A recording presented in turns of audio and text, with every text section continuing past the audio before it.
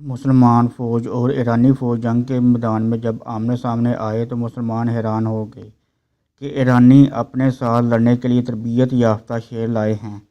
ان کے اشارے کے ساتھ شیر بھاگتا ہے، گرجتا ہے۔ مسلمانوں کی فوج میں سے ایک دل والا بہادر آدمی نکلا۔ وہ نڈر بہادر مسلمان ایک خوفناک اور ناقابل یقین اعتبار سے شیر کی طرح بھاگا، اور میرا خیال ہے تاریخ میں ایسا کبھی نہیں ہوا کہ ایک آدمی شکاری شیر کا شکار کرنے کے لیے بھاگا ہو۔ دونوں فوجیں حیرت سے دیکھنے لگیں۔ آدمی چاہے کتنا ہی مضبوط کیوں نہ ہو، شیر کا سامنا کیسے کر سکتا ہے؟ وہ بہادر ہوا کی طرح شیر کی طرف اڑ کر گیا۔ اس بہادر کے سینے میں کامل مسلمان اور ایمان اور ہمت تھی، جو خدا کے سوا کسی سے نہیں ڈرتا، بلکہ اس کا عقیدہ کہ شیر ہی اس سے ڈرے گا۔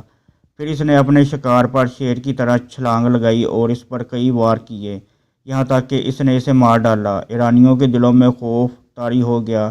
وہ ان لوگوں سے کیسے لڑیں گے جو شیروں سے نہیں ڈرتے تھے؟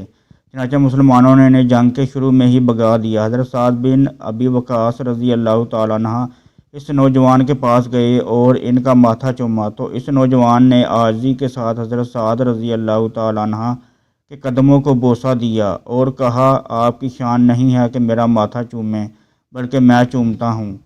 کیا آپ جانتے ہیں وہ بہادر شیر کون تھا؟ وہ حضرت ہاشم بن عتبہ ابن ابی وقاص رضی اللہ تعالیٰ عنہ تھے، جو خود بھی صحابی رسول صلی اللہ علیہ وسلم تھے، اور صحابی رسول صلی اللہ علیہ وسلم حضرت سعد بن ابی وقاص رضی اللہ تعالیٰ عنہ کے بھتیجے تھے۔